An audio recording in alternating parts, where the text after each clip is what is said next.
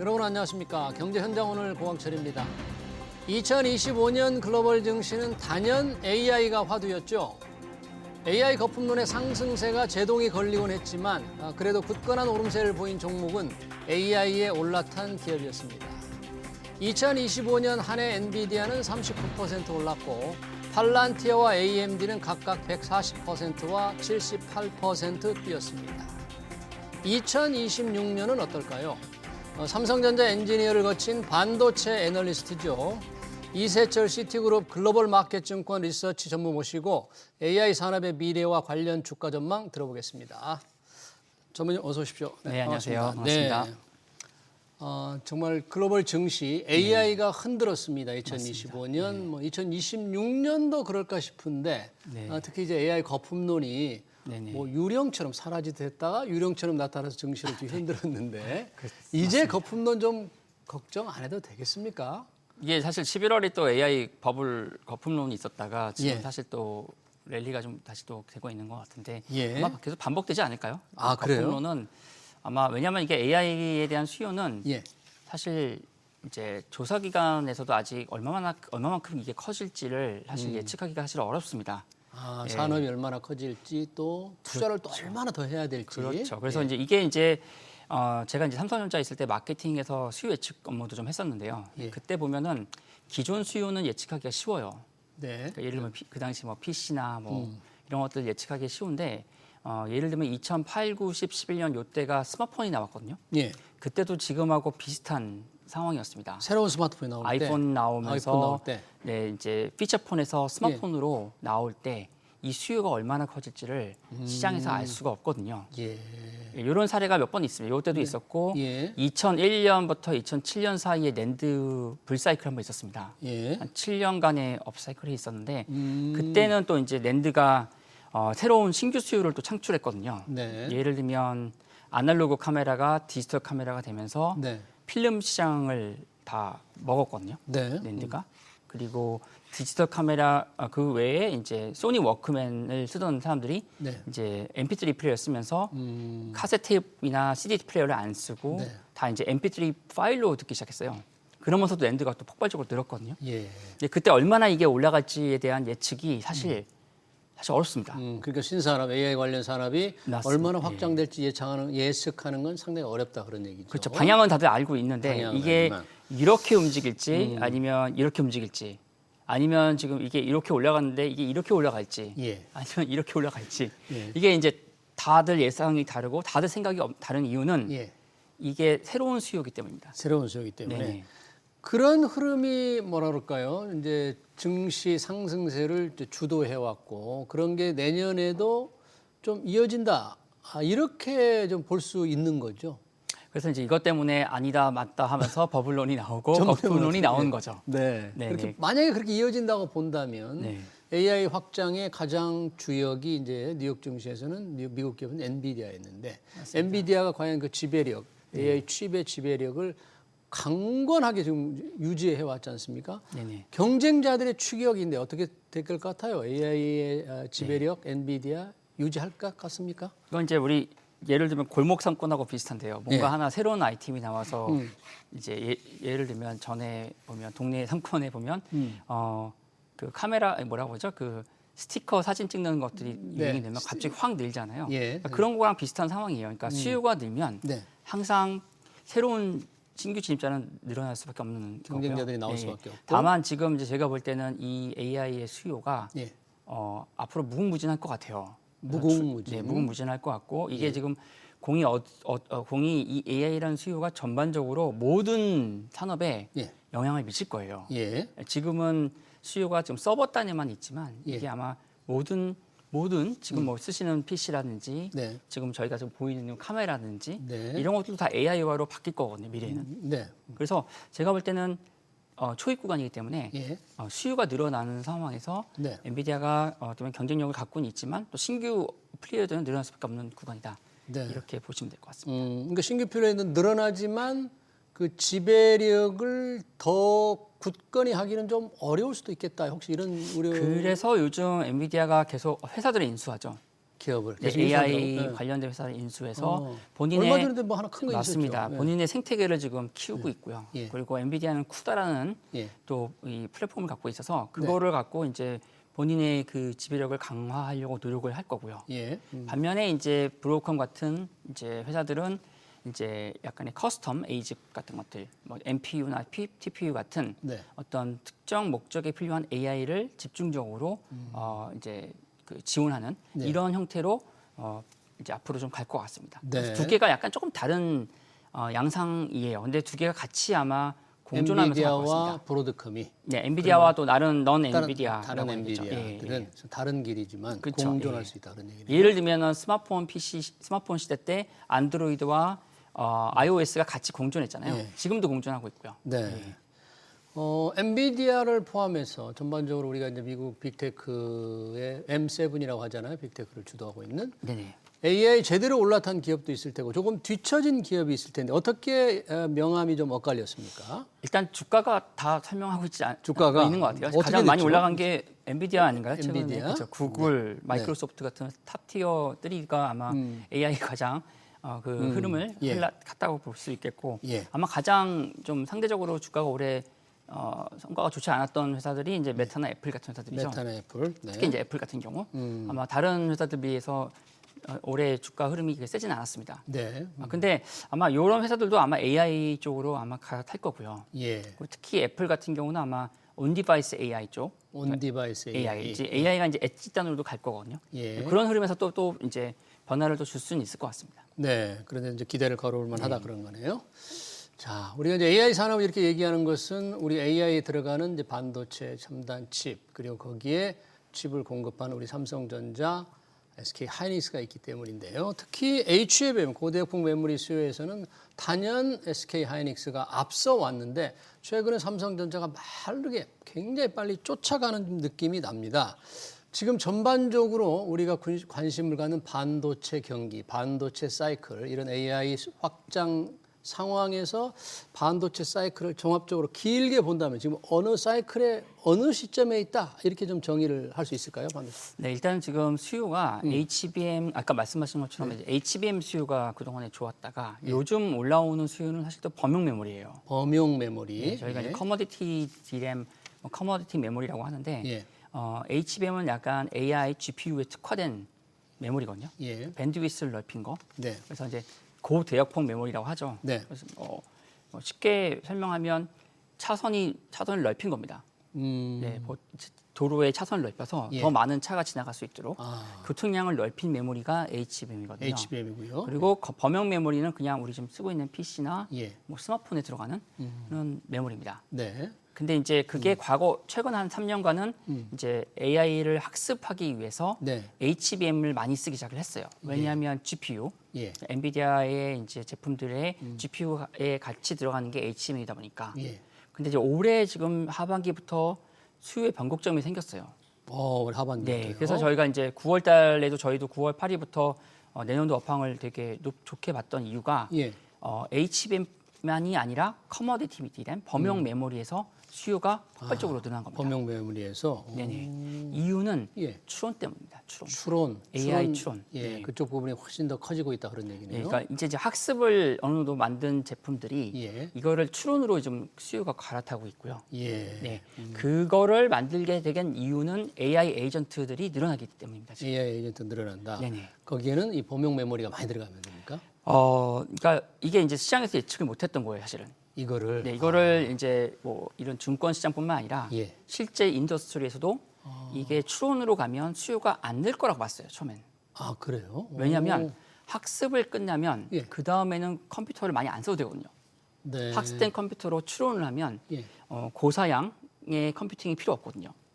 음. 네. 그래서 이제 우리가 논리적으로 볼 때는 학습에서 추론을 가면 수요가 안 늘겠네가 일반적인 생각들이었어요. 예상이었는데 그게 전혀 잘못. 근데 그게 아니었던 그게 거죠. 아니었다. 네, AI 에이전트를 들리고 그 예. AI를 돌리다 보니까 예. 데이터들이 많이 돌아다니기 시작하는 거예요. 예. 네. 그리고 그 양이 너무 큰 거죠.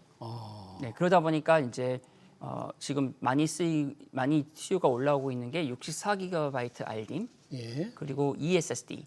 ESSD. eSSD라고 이제 그 기업형 SSD거든요. 예. 예. 그래서 64GB RDIM은 KV 캐시라고 해서 캐시 메모리, 예. 그러니까 컴퓨팅을 돌리기 위해서 쓰이는 메모리로 쓰이고요. 예. 버퍼 메모리고요. 예. 낸드 ESSD는 이제 거기에 데이터를 저장하는 거죠. 저장하고 토큰화 시킨 거를 어딘가에 저장해야 되거든요. 예. 거기에서 수요가 또 올라오고 있습니다. 그런 수요가 지금 확 늘어나고 있어요. 그렇습니다. 예. 그러면 이게 우리가 뭐 반도체 슈퍼 사이클이다 그러는데 뭐 슈퍼 사이클도 이게 시작하는 게 있고 정점이 있을 때 있고 정점을 지날 수도 있는데 지금 2025년, 26년 이 변곡점 네네. 상황에서 볼 때 어디에 있는 거예요? 그래서 제가 요즘 이제 많이들 비율을 물어보셔가지고 제가 한번 고민해봤어요. 이게 과연 어느 정도의 수니까. 예. 그냥 결론만 말씀드리면 전 야구 좀 좋아하거든요. 야구로 야구. 비유하면 예. 9회 중에 2회 정도 온 것 같아요. 이해밖에 안 됐어요, 아직? 네네. 아직 갈 길이 많이 있는 그러네요. 것 같고요. 그리고 과거에 이제 2001년, 7년에 낸드 사이클이 7년 사이클이었거든요. 낸드의 경우는 7년. 근데 네. 그거는 낸드만이었는데 이번에는 D램, 낸드 모두 올라가는 사이클이죠. 예. 그런 면에서 야구로 따지면 이제 2회 말이라니까 갈 길이 멀다. 그래서 이제 말씀하셨던 아까 저희 여담으로 막 얘기를 했지만 국내 주식 중에서 아마 삼성전자 하이닉스는 해외 주식이라고 보셔도 해외 빅테크 업체 중에 하나라고 보셔도 될 것 같습니다. 그게 무슨 뜻입니까? 해외 주식이라고 봐야 되는 예를 들면은 미국의 마이크론이나 샌디스크, 엔비디아 같은 글로벌 AI 텍 회사들 중에 예. 삼성전자 하이닉스가 거기에 들어가는 AI에 들어가는 메모리를 만드는 회사인데 그렇죠. 그 중에 지금 탑 티어 업체들이거든요, 사실. 네. 네. 그러니까 어떻게 보면은 한국에 상장되어 있는 미국 주식 같은 회사라고 보시면 그 되겠죠. 정도. 네. 지금 반도체 사이클을 이제 9회 야구 9회로 치면 2회 말 정도로 말씀하셨나요? 네. 봤는데 UMR 정도 되는 거죠. 그러면 2026년을 예상해 볼 때 26년에 이 지금 범용 메모리라고 그러죠. 범용 네네. D램의 네. 이 가격 뭐 지금 굉장히 공급이 달리는 거잖아요. 수요에 맞습니다. 비해서. 가격이 어느 어마어마하게 정도 오르고 있죠. 상황일까요? 공급 이 네. 재고 상황이라든지 공급 부족 이렇게 지금 어느 정도 상황이어서 가격이 대략 어느 정도로 예상을 할까요? 네, 일단은 그냥 전체 ASP라고 해서 저희가 평균 판가를 판매 가격. 판매 판가 즉 HBM 모든 D램을 다 포함해서 가격을 보면 연간 한 50% 이상 상승을 할 것 같고요. 50%. 네, D램은 예. 랜드는 한 40% 이상 상승을 할 것 같아요. 예. 그런데 예. 이거는 이제 HBM 같은 다른 일반 메모리 다 포함한 거고 네. 저희가 말하는 이제 그 범용 메모리만 본다. 예. 서버 D램, 예를 들면 서버 D램 DDR5 같은 경우 64GB RDIMM 같은 가격을 본다면 예. 내년에 90% 이상 상승을 할 것 같아요. 90%나. 네네. 그리고 SSD는 60% 이상 예. 엄청난 가격 상승이죠. 상승이네요. 맞습니다. 그만큼 세다는 얘기죠. 수요가. 그만큼 수요는 센데 공급이 충분히 더 받쳐주지 못하니까 맞습니다. 예. 재고가 굉장히 좀 적은 수요하는 기업들이 공급이 재고가 거의 없다는 얘기네요. 거의 없다는 거죠. 그러니까 이게 이제 예측하지 못했던 겁니다. 그러니까 이거를. 왜냐하면 범용 메모리의 수요는 예. 원래 수요의 그 메인 수요는 PC, 스마트폰이나 이런 서버 같은 데 들어가는 거거든요. 예. 근데 올해가 PC나 스마트폰 수요가 안 좋았잖아요. 예. 그리고 관세 영향 때문에 다들 올해 수요를 되게 안 좋게 봤고 실제로 좋지 않았습니다. 실제로요? 근데 지금 이 범용 메모리가 AI용으로 쓰이는 거죠. 추론용으로. 그러니까요. 네, 그래서 지금 이제 이런 현상이 지금 발생하고 AI 확장세에 지금 범용 메모리를 얘기하고 있는데 전에는 또 HBM 고대풍 메모리 수요만을 좀 많이 얘기했거든요. 그때는 뭐 SK 하이닉스가 압도적으로 좀 앞서갔는데 요즘 보면 시장에서 제가 이제 시장 점유율은 잘 모르겠습니다만 삼성전자가 추격이 굉장히 빠른 듯한 느낌이 나는데 실제 어떻습니까? HBM 시장에 삼성전자, SK 하이닉스의 뭐 격차랄까 이런 게. 그래서 이제 삼성전자가 AI에 대해서 집중을 과거에 한 몇 년간 안 했던 게 사실이죠. 사실 예. 그러다 보니까 HBM에 집중을 안 했던 거고 예. 이제 그거를 이제 최근 몇 년간 동안 이제 어떻게 보면 보완을 하기 위해서 네. HBM4 같은 경우는 1C 나노 공정을 도입을 했고요. 예. 그리고 베이스 다이 같은 경우는 이제 12나노 대신에 4나노라는 앞단 공정을 많이 썼습니다. 네. 그래서 아마 그 공을 좀 많이 들인 것 같습니다. 예. 네, 그러다 보니까 이제 최근에 보면 HM4에 대해서 기대감이 좀 올라가고 있는 것 같습니다. 네. 그런 상황, 이제 공급 부족, 범용 DRAM의 공급 부족에서 판매 가격이 이제 50% 이상 뒤에 오른다는데 그러면 올해 지금 2025년 4분기에는 벌써 삼성전자 수익이 뭐 20조 얘기까지 나오던데 네네. 지금 4분기 수익 전망 그리고 2026년 한 해로 전망은 어떻게 하고 계십니까? 네, 그래서 저희가 사실 11월에 20조로 이미 저희가 제일 먼저 아마 올렸을 겁니다. 2025년 4분기를 20조로 네, 할 때가 20조 2011월에 올렸고, 네. 네, 내년은 한 연간으로 한 115 이상, 5조 이상 올라갈 것 같아요. 삼성전자가요. 네네. 115조면 분기에 거의 한 30조가 된다는 얘기입니까? 그렇게 입박하겠죠. 네네. 네. 그럼 똑같이 SK 하이닉스도 수익이 하이닉스도 마찬가지로 올라갈 것 늘어나겠죠. 같고요. 네, 그래서 4분기 저희가 한 16조대 보고 있고 예. 내년에는 96조까지 예, 올라갈 것 같습니다. 예. 굉장히 연간 2026년 한 해 하이닉스 그래서 이 정도라면 뭐 영업이익 최고. 두 회사 뭐 거의 이제 100조대 내외의 영업이익이라고 보시면 되겠죠. 예. 그러면 네. 이제 사실은 우리가 주가를 예상해 본다 그러면 영업이익에다가 주가 수익비율을 대략 몇 배로 주느냐에 따라서 주가를 예상해 볼 수가 있는데 이런 가정이라면 목표 주가가 꽤 높겠네요. 그렇죠. 어떻게, 네, 맞습니다. 어떻게 보시나요? 그래서 지금 뭐 저희 삼성전자 같은 경우는 목표 주가 17만 원 보고 있고요. 예. 하이닉스는 83만 원 네, 보고 있습니다. 그래서 근데 뭐 여러 가지 지금 근데 변수가 많고 네. 또 업황이 좀 변동이 있을 수 있어서 그건 저희가 계속 좀 업데이트를 하려고 보고 있고요. 다만 이제 현재 요 영업이익 기준으로는 네, 17만 원 그리고 83만 원 정도의 여러 가지 이제 변수도 있고 업황도 좀 잘 지켜봐야 된다고 그러는데 이런 반도체 업종의 이제 수익 확장이 지금 지속되는 구간이잖아요. 내년도 지금 2026년도 그렇게 될 건데 네네. 혹시 변동성을 줄 수 있는 어떤 제동을 걸 수 있는 요인이나 이런 건 뭐 리스크가 네, 있다면 일단은 뭘까요? 다운사이드라고 보시는 리스크 같은 경우는 네. 아무래도 이제 수요겠죠. 그러니까 수요. PC, 스마트폰 같은 수요가 예. 좀 약세가 지속될 가능성도 있고요. PC와 스마트폰의 수요가 그렇죠. 그리고 또 그게 또 어떻게 보면 메모리 때문에 또 물건을 못 만들 수도 있거든요. 메모리 가격이 비싸져가지고 그래서 그게 이제 어떻게 보면 다운사이드 리스크라고 볼 수 있겠고요. 예. 그리고 또 이제 항상 나오는 관세, 관세. 예, 네. 미중 관세 쪽 미중 이제 분쟁 때문에 따른 올해가 사실 많았는데 뭐 예. 내년에도 계속 그런 변수가 생길 수 있겠죠. 뭐 반도체 관세를 어떻게 매긴다 했는데 반도체는 뭐 소리만 요란했지 그렇게 좀 큰 영향은 없었던 그래서 이제 아직 그게 일어나지 않았기 때문에 예. 이제 다운사이드 리스크라고 볼 수 있겠죠. 뭐 왜냐하면 관세. 이제 이거는 이제 우리가 불확실성은 항상 주식시장이 안 좋아하는 거잖아요. 예. 뭐 반대로 좋을 수도 있고요, 거꾸로. 거꾸로. 그러니까 네, 생각한 것보다 뭐 예. 문제 없는. 하방- 근데 이게 쉽지 않은 게 아마 지금 아직까지 관세 쪽에 반도체가 아직 그 결론을 못 내린 이유가 예. 이거를 관세를 매기면 예. 미국의 AI 투자와 AI에 영향을 줄 수밖에 없거든요. 그래서 아마 고민이 많은 것 같습니다. 네. 예. 그러니까 이제 PC와 스마트폰의 수요와 관세가 그렇죠. 주가를 조금 누르는 하방 위험이 될 수 있는 또 다른 변수가 또 있습니까? 그 외에도 그 외에는 또 다른 변수라고 하는 건 항상 나오는 버블론. 버블론이 또 나올 수도 있는 거품론은 거고. 항상 나오니까요. 예. 그래서 뭐 이거를 또 효율화 시킨다는 얘기를 많이 하거든요. 예를 네. 들면 올 연초에 나왔던 첫 번째 AI 거품론이 딥시크입니다. 중국 딥시크. 딥시크. 예. 그 딥시크가 왜 사람들이 두려워했냐면 예. 효율화거든요. 효율화. 효율화가 되면서 GPU나 메모리를 덜 써도 된다. 엔비디아 GPU 안 써도 우리 안 써도 성능 된다. 비슷한 거 만들어낼 수 있다. 있다. 그러다 보니까 1분기에 아마 주가 차트 보시면 아마 그때만 빠졌을 겁니다. 1월 달 그렇죠? 1월 달 보니까 주가 다 옆으로 보이니까 주가들이 네. 빠져 있네요. 그게 AI 네네. 거품론의 버블론의 시작이었다고 할까요? 그렇죠. 근데 사실 작년에도 있었습니다. 작년에도 있었나요? 네, 작년 네. 가을에는 어떤 일이 있었냐면 네. 엔비디아가 이제 그러니까 중국에서 너무 많이 AI 칩을 사서 재고가 많다라는 우려도 또 있었습니다. 그런 게 있었나요? 예. 그래서 아마 이런 우려들은 계속 있을 것 같아요. 네. 예.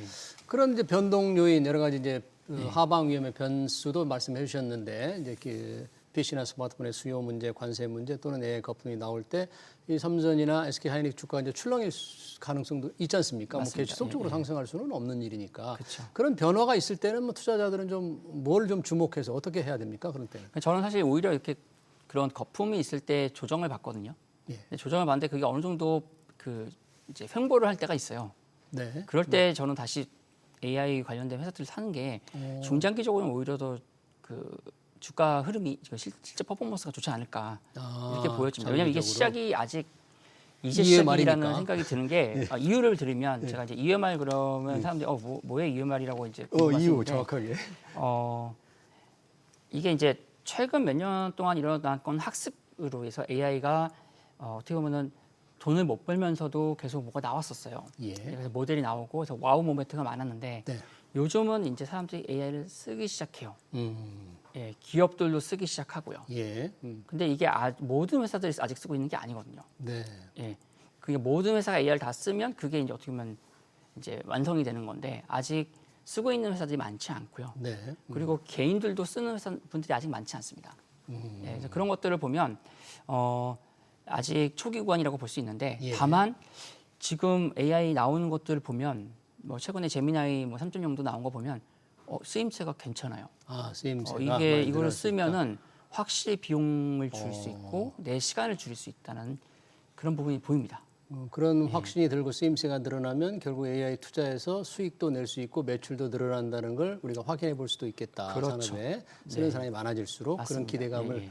가질 수 있다. 그런 얘기네요. 네, 그리고 이제 기업들도 그거를 쓰기 시작하면서 효율을 높이면서 원가를 낮출 수 있거든요. 네. 네, 그럼 거기에 그만큼의 이제 효용 가치가 생기는 거죠. 네.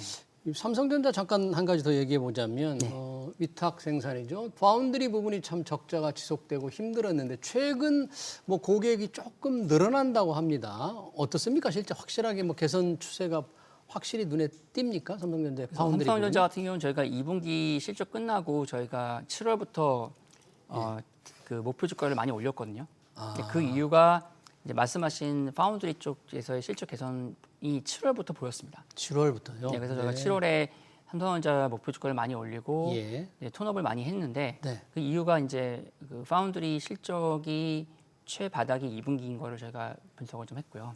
이게 이제 3분기부터 이제 회복을 좀 하고 있는 부분이고, 네. 그리고 앞으로는 이제 그때만 해도 뭐 신규 고객들도 없었는데 예. 지금은 이제 테슬라, 테슬라. 예, 있죠. 그리고 애플도 지금 오스틴 공장 쓸 거고, 예.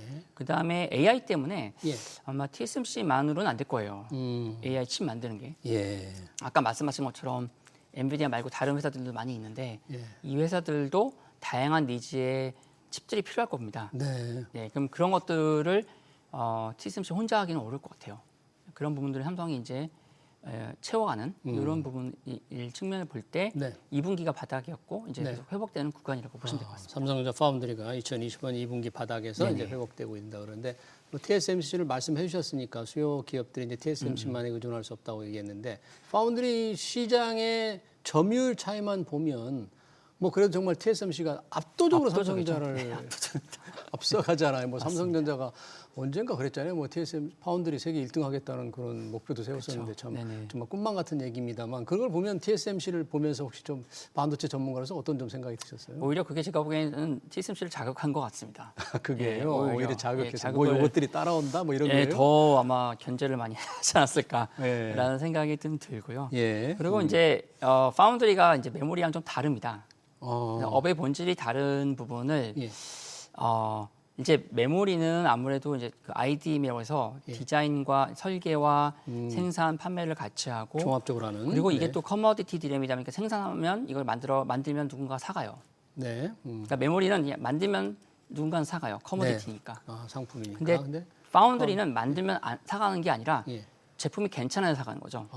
그리고 다 주문 생산이거든요. 주문을 받아야만 네. 하는 거니까. 근데 이제 그동안 삼성전자가 어떻게 보면은 메모리 전략을 많이 썼어요, 파운드리. 예. 예, 그러다 보니까 지금 그동안에 좀 어려움이 많았던 것들은 네. 너무 큰 고객 중심으로 많이 하다 보니까 예. 이 고객이 나가면 이제 그 가동률이 확 내려가는 거죠.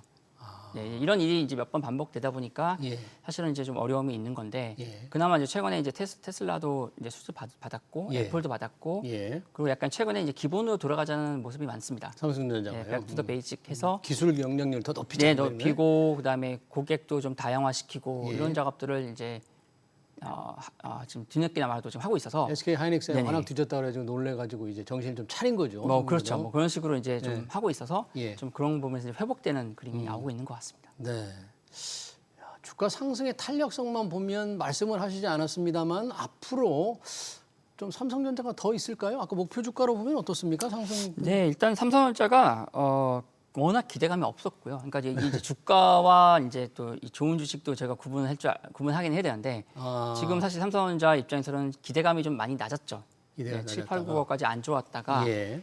일단 호재가 나오고 있는 게 첫 번째는 커머디티, 이 예, 범용 범용 메모리에서의 시장 변화가 바뀌면서 네. 가격이 폭등하고 있거든요. 예. 근데 삼성전자가 범용 메모리에서는 강자거든요. 그렇죠. 네, 전체 매출 비중의 90%가 범용 메모리거든요. 네. 거기서 그만큼 어닝이 올라가는 게 많고요. 네. 그리고 말씀하신 것처럼 HBM이 또 지금 경쟁력 회복을 하고 있습니다. 추격을 하고 있고요. 추격하면서 이제 HM4에 대한 기대감도 저희가 볼 수 있고요. 네. 그리고 마지막으로 파운드리도 2분기를 저점으로 올라오고 있고요. 네.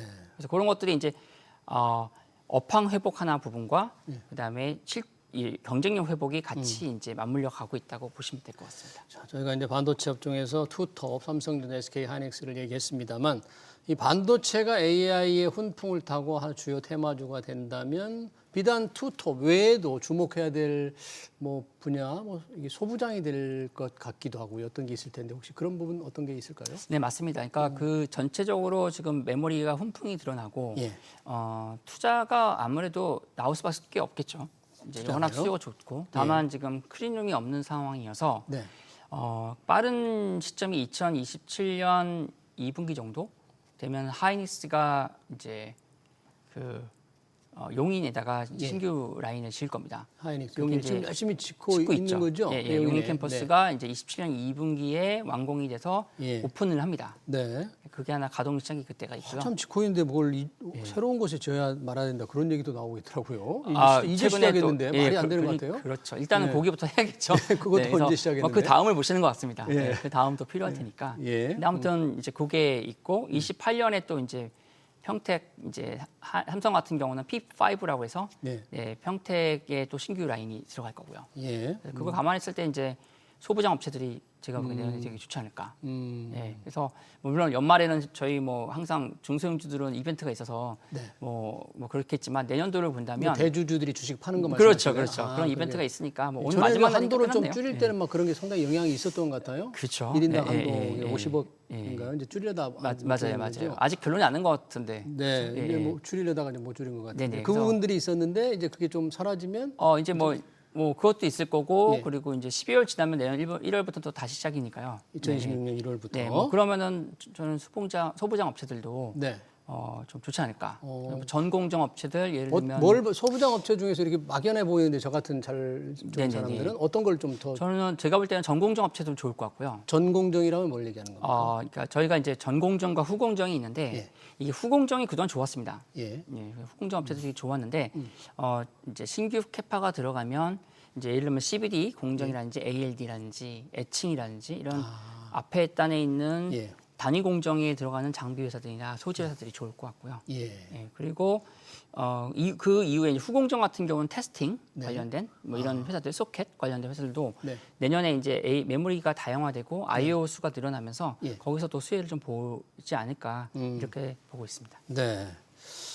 이 국민성장펀드도 좀 2026년에 좀 본격화될 것 같은데 이것도 증시에 조금 훈풍이 될까요? 이 반도체주에? 아무래도 그러지 않을까 싶습니다. 뭐 일단 펀드가 들어가면 아무래도 이제 머니플로우가 들어오는 거고 예. 그게 또 이제 AI 관련된 회사들한테 집중이 될 테니까 반도체 업체들한테는 좀 긍정적인 부분인 것 같습니다. 예. 네, 알겠습니다. 2025년 증시를 달구었던 AI 열풍, 2026년에는 과연 어떻게 될 것인지 관련 주식 전망까지 잘 들었습니다. 지금까지 이세철 시티그룹 글로벌 마켓 증권 전무였습니다. 좀 고맙습니다. 네, 감사합니다.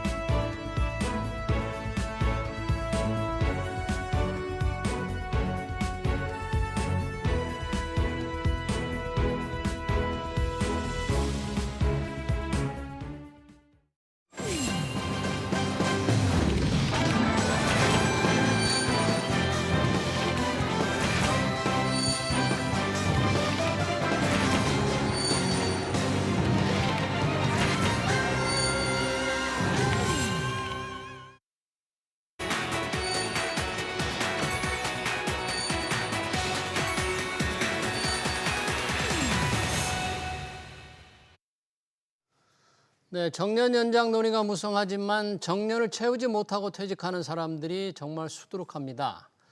60세 정년을 채운 사람들도 새로운 일자리에 목말라 하죠. 노후가 불안하기 때문입니다. 여러분 노후 대비를 얼마나 잘하고 있습니까? 노후 대비 자금은 또 얼마나 잘 굴리고 있습니까? 김동엽 미래에셋 투자와 연금센터 상무 모시고 얘기 들어보겠습니다. 상무님 어서 오십시오. 예, 안녕하십니까. 자, 이 노후 대비보다 중요한 게 있겠습니까? 수명은 자꾸 늘어나고요. 또 정년 연장한다고 하는데 뭐 정년 전에 다 희망퇴직 시킵니다. 일자리 계속 구하기도 어렵고. 노후 대비 그래서 열심히 하라고 증권회사에서 많이 교육도 하고 저희 방송에서도 많이 하고 있는데 그래도 우리나라 노후 대비가 조금 뭐 좀 장치가 잘 갖춰졌습니까? 아직 아주 부족합니까? 뭐 예전에 비해서 이제 3층 보장 제도가 잘 확립되면서 좀 나아지긴 했다지만 그래도 아직까지는 자신감이 부족하신 분들이 좀 더 많으신 것 같아요. 자신감이 부족하다. 예. 네. 예, 이제 통계청에서 이번에 이제 가계금융복지조사 발표한 자료 보면 되게 예. 재밌는 분석을 해놨던데 예. 가구주가 은퇴한 가구랑 은퇴하지 않은 가구를 가지고 노후 준비가 얼마나 잘 돼 있는지 분석한 자료가 있어요. 어떻게 나왔어요? 이게 가구주가 이제 은퇴하지 않은 가구가 한 83% 정도 되는데 예. 이들이 이제 예상하고 있는 은퇴 연령은 한 68.6세 정도 됩니다. 68세. 예, 와. 예상하는 거고 네. 최소 생활비로는 한 245만 원 정도 월, 네. 적정 생활비로 한 341만 원 정도를 생각하고 있는 것 같아요. 네. 근데 이분들 대상으로 해서 노후 준비가 얼마나 잘 되어 있느냐 준비 네. 상황을 물어봤더니 잘 되어 있다라고 하는 가구는 9.6%.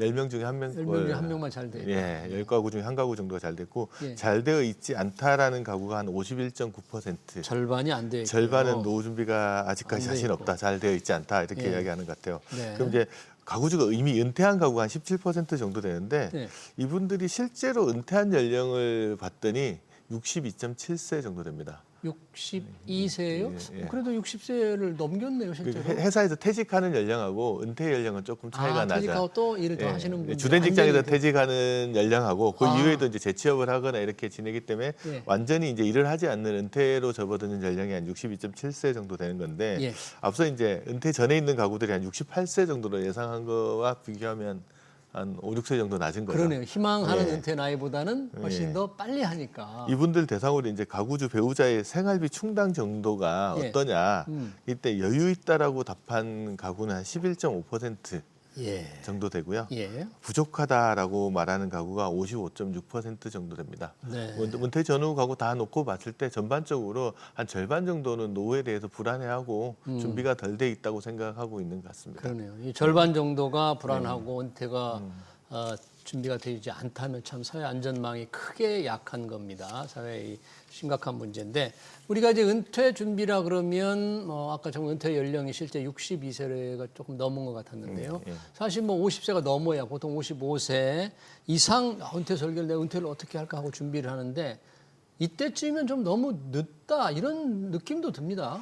55세부터 노후 준비를 시작하라는 의미는 아닌 것 같고요. 네. 55세부터 한 65세 되는 기간이 노후 준비를 하는 데서 정말 중요한 기간이라는 중요한 기간이다. 의미를 갖는 것 같아요. 그래서 왜 그러냐 그러면 방금도 이야기하셨지만 이제 55세 전후 되면 직장에서 명예퇴직이나 희망퇴직하면서 직장을 주된 직장에서 떠나시는 분들이 되게 많아요. 그렇죠. 그리고 이제 실제 이제 국민연금 수급 개시 연령은 한 65세 정도 되다 보니 이 소득 공백 기간이 한 10년 정도 되거든요. 10년이나요. 근데 매달 이제 월급으로 살아가는 입장에서는 이번 달 월급을 편하게 쓸 수 있는 거는 다음 달에 월급이 나온다는 보장이 있기 때문에 편하게 쓰는데 이제 50대로 딱 접어들게 되면 이제 곧 월급이 안 나올 시기가 얼마 남지 않았다라는 생각을 할 수밖에 없고 그러면 네. 이제 좀 불안해지고 네. 이제 그때부터 부랴부랴 뭔가 준비해야 되겠다라는 생각이 들죠. 이때 이런 분들이 많이 하는 말이 네. 월급은 끝났다, 연금은 멀었다, 화가 난다. 이런 표현들을 월급은 끝났다. 연금은 멀었다. 화가 난다. 좀 그때 막막함에 대한 이야기들을 하는 것 같아요. 네. 그래서 이제 이 소득 공백 기간을 어떻게 준비하느냐에 따라서 그 이후 노후의 삶들이 완전히 달라지는 부분들이 있어요. 네. 근데 2026년 같은 경우가 어떤 해냐 그러면 예. 우리 흔히 베이비부머 이야기를 많이 하잖아요. 네. 베이비부머 중에서도 이제 2차 베이비부머라는 게 1968년부터 한 74년까지 태어나는 사람들이 이제 2차 베이비부머라고 하는데 그 중에 이제 가장 많이 태어난 해가 1971년생들인 것 같아요. 71년생이요? 예, 71년 돼지띠가 한 100만 명 넘게 태어났다고 얘기를 하는데 대단하네요. 2026년이 71년 돼지띠가 55세가 되는 해입니다. 55세. 야. 그러니까 이분들 입장에서 뭐 계속 직장 다니시는 분들 계시겠지만 명퇴를 하거나 네. 희망퇴직을 하거나 그때 나오는 분들이 많더라고요. 55세. 주된 직장을 떠나신 분들이 많고 그러면 이제 노후 자금을 모으는 것도 중요하지만 이제 이분들이 이제 모아둔 돈을 어떻게 또 잘 빼서 이제 노후를 써야 되잖아요. 네. 그런 부분에서 이제 노후 자산의 관리 방법이 또 적립에서 인출로 또 바뀌어가는 시기인 것 같아서 내년 한 해는 어떻게 보면 또 이제 전체적으로 연금과 관련된 생각이 적립에서 인출로 좀 많이 전환되는 시기인 것 같기도 합니다. 이게 적립에서 예. 인출이라 그러면 사실은 이제 국민연금도 전체 규모도 이제 앞으로 지금 엄청나게 늘고 있지만 이게 계속 늘 수는 없는 거잖아요. 그렇죠. 예. 점점점 늘어나는 속도도 좀 둔화될 테고 언젠가는 또 인출이 더 많아질 테니까 그렇죠. 예. 국민연금도 중요한데 내가 받는 국민연금 이제 2026년부터는 그 소득 대체율이라고 그래서 소득권에게 받는 보험금이 연금이 조금 올라가잖아요. 43%가 되는 거죠. 소득 대체율에 대해서 몇 가지 오해가 있는 것 같은데 소득 대체율이 내년에 이제 인상되는 게 41.5에서 43%로 인상이 됩니다. 예. 근데 그러면 이미 연금을 받고 있는 사람들이 연금을 더 받게 되냐? 그건 아닙니다. 아 그래요? 누가 더 그러면? 소득 대체율이라는 거는 국민연금 가입자들이 가입 기간 동안 보험료 납부할 때 그 납부하는 시기에 맞춰서 해당되는 소득 대체율이 적용되는 거거든요. 아, 내년도 납부하는 보험료에 대해서 43% 소득 대체율에 해당하게끔 적립을 해 나간다라고 보시면 돼요. 그럼 이미 수령 기간, 납입 기간이 끝난 분 입장에서는 소득 대체율 인상하고는 의미가 상관관계 없네요. 그게 없죠. 아, 그래도 소득 대체율은 이제 우리가 흔히 이야기할 때 네. 그냥 국민연금 전체 가입 기간 대비해서 노후에 받는 연금액이 차지하는 비율이 어느 정도 되는지를 나타내는 거라고 보시면 되는데 네. 이게 뭐 43% 정도 된다라는 거는 내가 생애 전반 국민연금 가입기 전반의 소득 대비해서 한 43% 정도를 연금으로 받는다고 보시면 돼요. 네. 근데 알아두셔야 될 거는 예. 국민연금의 소득 대체율은 가입 기간을 40년을 기준으로 40년. 네. 40년보다 가입 기간이 짧으면 그거보다는 적게 받는 적게 거죠. 받고요. 그리고 실제적으로 내년에 이제 소득 대체율이 한 41.3에서 43%로 올라가면 네. 어느 정도 연금이 늘어나느냐, 더 네. 받게 되느냐, 네. 이건 이제 동일한 기준에서 비교를 해봐야 되니까 네. 현재 국민연금 전체 가입자의 평균 소득이 한 309만 원 정도 됩니다. 평균 소득이요. 예. 그래서 309만 원을 내년부터 계속 번다, 40년 동안. 네. 벌고 국민연금 보험료를 납입한다는 기준으로 계산을 해서 연금액을 한번 계산을 해보면 40년을 딱 채우게 되면 기존에는 123만 7천 원 정도 연금을 받는데 이 변경된 이제 소득 대체율, 인상된 소득 대체율을 적용을 하게 되면 한 9만 2천 원 정도가 늘어나서 132만 9천 원 정도 좀 더 받게 되는 겁니다. 그분들 이 기준은 내년부터 평균 소득 303만 원, 309만 원. 309만 원 기준으로 40년간 가입한 예, 그쵸. 전제 조건이란 말이죠. 예, 예. 내년에 당장 지금 받고 있는 분이 이렇게 올라가는 거 아닙니다. 그런 거죠? 43% 소득 대체율 적용되는 기간이 길어질수록 예. 많이 받겠죠. 예. 자, 이게 사실 국민연금만으로 노후를 다 책임진다는 것도 쉽지 않습니다. 지금 받는 국민연금 평균 회본들 뭐 70만 원이 채 안 되는 것 같은데 이거로 뭐 노후를 우리가 다 책임질 수 네. 없는 것이고 그래서 이제 퇴직금 요즘 이제 퇴직연금 어떻게 분리하느냐가 굉장히 중요하거든요. 많은 이제 대기업에서는 퇴직연금에 가입을 했습니다. 중소기업들은 그렇지 않은데 이 퇴직연금이 또 하나의 중요한 노후 보장 장치인데 이게 어떻게 수익성이라든지 이거 적극적으로 운영하시는 분들이 많지 않아요, 이거를? 일단 뭐 올해는 아직 통계가 안 나와 있으니까 작년 말 기준으로 보면 이제 퇴직연금 적립금이 한 430조 좀 넘거든요. 430조요? 그 중에서 이제 원리금 보장 상품에 투자되어 있는 비중이 한 82% 정도 됩니다. 80%가 원리금 보장 상품. 그 실적 배당 상품이 한 17% 정도 돼 있다 보니까 네. 이게 80% 정도가 원리금 보장 상품에 들어가 있으면 수익률이라는 거는 정기예금 금리 수준에 거의 들어가게 돼 있는 거잖아요. 그래서 실질적으로 이제 작년 같은 경우, 올해 같은 경우 한 해부터 보면 이제 투자를 하신 분들의 성과는 되게 좋아요. 적극적으로 투자하는 분들. 예, 특히나 올해 코스피만 투자했었어도 상당히 좋은 수익을 냈을 텐데 정기예금에만 머물러 있었다는 사람 입장에서 상대적인 박탈감 같은 것들 좀 많이 느끼고 있는 것 근데 같습니다. 자기 퇴직금이고 소중한 노후 보장 장치인데 네. 왜 원리금 보장되는 수익률이 낮은 상품에 80%나 들어가 있을까요? 안전한 게 제일 중요하다 이렇게 생각하는 걸까요? 뭐 일단은 기존의 퇴직금 제도와 유사성이 있는 게 DB형 퇴직연금 제도라는 게 있거든요. DB요. 예, 그거는 회사가 운영을 합니다. 네. 회사가 운영하는 입장에서는 실무 담당자 입장에서는 수익을 많이 나도 자기가 칭찬받는 거는 별로 없는데 손해를 보면 문제가 생기겠죠. 그러니까 당연히 보수적으로 운영할 수밖에 예. 없는 거고 DC형 퇴직연금은 이제 자기 퇴직 계좌가 있고 1년 일할 때마다 한 달치 급여 정도를 그 퇴직 계좌에 넣어주거든요. 예. 그럼 스스로 자기가 퇴직금을 어떻게 운영할지 결정을 해야 돼요. 네. 이분들 입장에서 이제 뭐 투자에 익숙한 분도 있지만 그렇지 않은 분들도 상당히 많고 또 퇴직금은 좀 안전해야 된다는 생각들 때문에 원금을 지키는 쪽에다가 이제 많이들 하시는 것 같아요. 근데 이제 요즘 좀 많은 변화가 있는 게 뭐냐 그러면 이제 모바일도 발달하고 해외 투자도 하시는 분도 많고 주변에서 성과 냈다는 분들도 많이 나오기 주식시장 시작하니까 막 좋다 그러니까. 퇴직연금 적립금을 이제 정기예금이나 또 원리금 보장 상품에서 투자 상품으로 옮겨가시는 분들이 상당히 많이 늘어나고 있는 추세라고 보십니다. 그래서 예전부터 이제 퇴직연금은 저축에서 투자로 옮겨가야 된다는 이야기를 슬로건으로만 이야기를 해왔었는데 작년 올해를 보면은 좀 이동이 되게 많은 것 같고요. 그래요? 실적 상품, 배당 상품 운용 비중을 한번 보게 되면 이제 회사가 운용하는 거에서 실적 배당 상품, 투자 상품 비중은 한 6.8% 정도거든요. 네. 근데 개인이 운용하는 DC형 퇴직연금에서의 실적 배당 상품 비중은 한 23.3% 정도 됩니다. 훨씬 더 많고요. 그리고 이제 개인이 연말정산 때 세액공제 받으려고 가입하는 이제 IRP라는 상품도 있잖아요. 개인형 퇴직연금. 예, 개인형 퇴직연금. 거기에서의 투자 상품 비중은 한 33.5% 정도 돼서 개인들이 직접적으로 투자하는 데 있어서의 이제 실적 배당 상품 비중은 지금 약간 높아지는 추세에 있는. 네. 그리고 스스로 이제 운용해서 자기 노후 자금을 만들어 가겠다는 사람들이 많아지는 것 같습니다. 이 증권회사만이 아니고 은행, 보험, 금융회사들이 좀 더 일반 회사에 가서 교육을 좀 더 많이 시켜서 이건 안전하면서도 수익을 조금 더 높일 수 있는 실적 배당형 상품을 조금 적극적으로 관심을 가져야 된다. 뭐 강요할 수는 없는 거니까요. 그렇죠. 예. 그걸 또 그래서 자기가 개인이 적극적으로 자기 자산을 운영해서 회사에서 하는 DB 말고 DC로 바꾸자. 바꿔서 적극적으로 해보자. 이런 교육을 좀 많이 하셔야 되는 거 아닙니까? 그렇죠. 이제 실질적으로 이제 투자자들, 특히 퇴직연금 가입자들 대상으로 물어보면 제가 이제 저한테 많이 물어보거든요. 어떻게 투자해야 되느냐 그러면 대략 난감하잖아요, 솔직히. 그래서 제가 첫 번째 질문을 한 두세 가지 던져봐요. 뭐라고요? 첫 번째 질문은 뭐냐 그러면 현재 정기예금 정도 금리 수준으로 당신의 노후자금 운용했을 때 만족하느냐라는 질문을 한번 던져봅니다. 만족하지 않는다고 할 것 같은데요. 대다수의 사람들 아니라고 합니다. 2, 3% 정도 수익 내가지고는 물가 상승도 못 쫓아가기 때문에 아니라고 합니다. 그럼 이제 두 번째 질문으로 넘어가는 거죠. 그러면 현재 당신이 투자할 수 있는 경험이나 역량이나 시간이 충분하냐고 물어봐요. 뭐 그러다는 분도 계시면 그런 분들은 스스로 뭐 방송도 보고 정보를 수집해서 자산 배분도 하고 포트폴리오 구성하고 리밸런싱해 나가면서 자산을 운용해 나가시면 됩니다. 그런 분들은 저한테 묻지도 않습니다.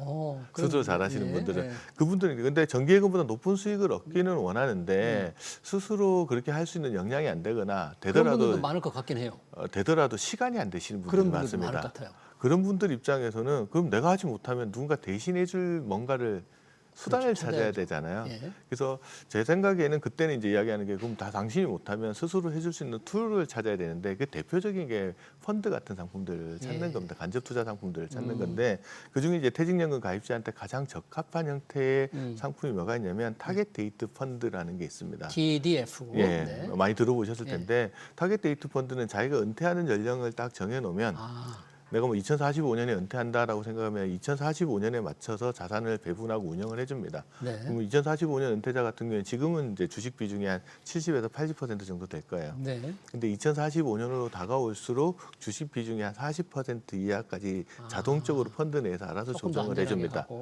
그리고 이제 자산은 글로벌 주식 채권에다가 나눠서 분산 투자해주기 때문에 내가 종목을 고르거나 이런 불편함도 없고 나이 들어감에 따라서 주식 비중을 조정해야 되는 불편함도 없고 시장 상황에 따라서 뭐 주가가 많이 올라갔을 때 주식 비중이 높아지잖아요. 그걸 또 리밸런싱 해야 되는 부담도 없이 스스로 알아서 조정을 해주는 겁니다. 그래서 그런 상품들을 대신 좀 골라놓고 나는 일을 열심히 해서 돈을 많이 벌겠다는 생각을 하시는 게 퇴직연금 자산 관리하는 데서 훨씬 좋을 것 같고 실질적으로 이제 TDF 비중들을 보게 되면 전체 투자 상품 중에 상당히 주력 상품으로 많이 차지하고 있는 것 같습니다.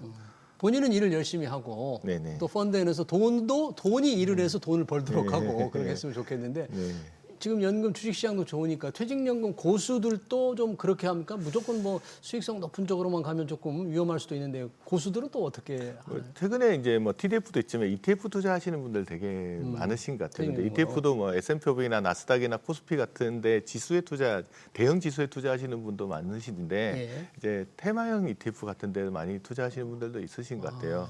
근데 그런 분들 같은 경우에 수익률이 양극화가 나타나는 것 같아요. 양극화요? 왜냐하면 좋은 종목 잘 골라서 제때 투자하시는 분들 수익률이 상당히 높게 나오는데 반대로 뒤 따라가면서 고점에서 샀다가 또 떨어질 때 손실 보고 하시는 분들은 수익이 안 좋을 수밖에 없잖아요. 그래서 투자 초보자 입장에서는 이렇게 테마형 ETF에 집중해서 투자하시기보다는 아까 말씀드렸던 TDF 같은 상품에다가 주력을 담아두고 그렇다고 또 우리 트레이딩하는 재미를 놓칠 수 없다 그러면 일부만 비율을 네. 어떻게 해요? 저 같은 경우는 투자 경험이 적을수록 TDF 비중을 좀 높게 가져가는 게 저 같습니다. 예. 한 60, 70%, 한 80%까지 가져가고 예. 나머지 1, 20% 정도를 이 ETF에 하시되 ETF도 정말 좁은 범위의 테마형 ETF보다는 처음 하실 때는 S&P 500이나 나스닥, 코스피 같은 이제 좀 지수를 추종하는 큰 지수를 추종하는 ETF 중심으로 자산을 배분해두고 가시는 게 네. 자산 관리하는 퇴직연금 관리하는 데 훨씬 좋습니다. 왜냐하면 직장인들은요. 하루 종일 그 주식시장을 집중해서 볼 수 없습니다. 일하느라고 볼 수 없죠, 업무 시간에도. 꼭 주가 올라가는 날은 출장 가 있고요. 그렇잖아요. 네. 근데 이거 팔아야 될 때 또 상사가 일 시킵니다. 네, 일할 수 그래서 못하니까. 집중해서 투자할 수 없기 때문에 네. 그런 부분들 감안해서 조금 네. 장기적인 관점에서 안정적으로 배분하고 가는 게 좋은 것 네. 같습니다. 이 퇴직연금에 추가해서 들을 수 있는 게 아까 IRP, 네. 개인형 퇴직연금을 좀 말씀해 주셨는데 네. 개인형 퇴직연금 IRP에 가입한 사람들 좀 많이 늘고는 있습니까? 어떻습니까? 요즘에? 전체적으로 봤을 때 이제 IRP 가입자 비중들은 빠르게 증가는 하고 있어요. 증가하고 왜냐하면 있어요? 이제 전체 DB형하고 DB형, DC형 IRP가 있다고 그랬잖아요. 네. DB형 퇴직연금은 이제 전년도 대비해서 한 4.5% 정도 시장 규모가 성장하는데 DC형은 한 16.8% 늘고요. 많이 늘었군요. IRP 적립금은 한 30% 정도가 늘어납니다. IRP. 이게 시장이 이렇게 IRP 중심으로 조금 가는 데는 성장률이 높은 이유는 크게 네. 두 가지 이유가 있는데 뭡니까? 첫 번째는 이제 연말정산 때 세액공제 받으려고 적립하시는 세액공제. 분들 세액공제 한도가 900만 원 정도 되니까 예. 그 소득이 많으신 분들은 이제 세액공제 효과 노려서 하거든요. 음. 오늘도 이제 오늘까지 적립하신 분에 대해서 내년도 연말정산 반영되시니까 2025년 말까지 예, 하면 예, 예. 2026년에. 그거 하나가 있고 두 번째는 아까 제가 적립에서 인출로 시장이 바뀌어간다고 했잖아요. 네. 퇴직금을 받아서 IRP 계좌에 집어넣을 수 있습니다. 퇴직금을 받아서. 예. 네. 그리고 이제 55세 이후에 연금으로 수령하시면 퇴직소득세를 30에서 한 40% 정도 감면을 해주거든요. 세금이 중요하거든요. 그러면 이제 퇴직자들 입장에서 이걸 일시금으로 받으면 퇴직소득세 다 내고 네. 그럼 일반 금융상품에 넣고 생활비로 쓰느니 IRP 계좌로 이체시킨 다음에 연금 형태로 네. 수령하는 것들이 네. 세무적으로도 훨씬 좋고 또 IRP 계좌 내에서 뭐 펀드, ETF 이런 거 다 투자할 수 있기 때문에 그런 방향으로 가져가시려는 분들이 많아요. 특히 이제 퇴직연금을 국내에 도입한 지 벌써 20년이 됐거든요. 뭐 직장 생활을 20년 이상 하신 분들 중에 퇴직연금 적립금 규모가 상당히 커져 있는 상황에서 그러네요. 예. 그 돈을 이제 IRP 계좌로 이체하니까 IRP 적립금 규모들이 이제 빠르게 늘어나는 추세를 보이는 것 같습니다. 네, 잘 들었습니다. 노후 대비 어떻게 할 것인가 연금 대책 얘기 잘 들었습니다. 지금까지 김동엽 미래세 투자와 연금센터 상무였습니다. 오늘 고맙습니다. 네, 감사합니다.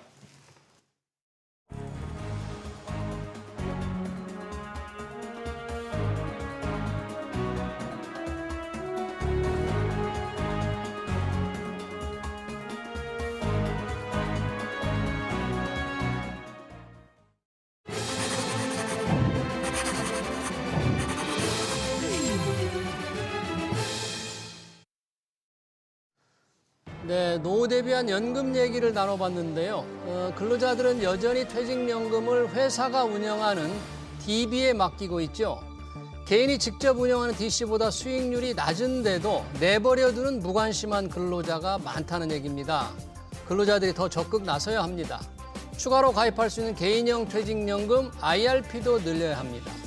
노력하면 연금 부자 될 수 있다는 걸 많은 사람들이 더 일찍 알아야 합니다. 올해 증시 화랑으로 떼돈을 번 증권사들, 금융교육에 더 많은 투자를 하길 바랍니다. SBS 뮤직 경제현장 오늘 여기서 마치겠습니다. 시청해주신 여러분 고맙습니다.